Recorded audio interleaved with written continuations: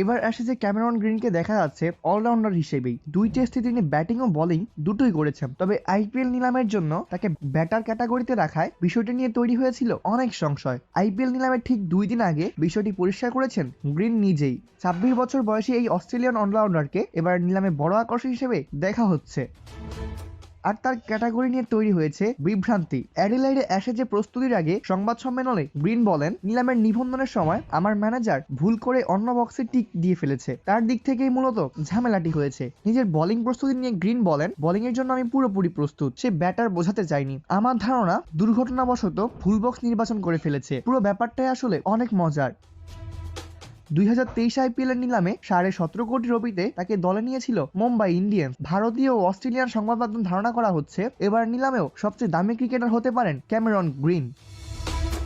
এই প্রসঙ্গে গ্রিন বলেন, এসব নিয়ে খুব বেশি ভাবছি না, তবে নিলামটা যে দারুণ আগ্রহের সেটা আমি অনেক বুঝতে পারছি। নিশ্চিতভাবেই আমি নিলাম দেখব, কোন দলে যাব, দলে আর কারা থাকবে, এসব দেখা সবসময় মজার বিষয়, অনেকটা লটারির টিকিটের মতো। কি হবে কেউ আগে থেকে জানে না।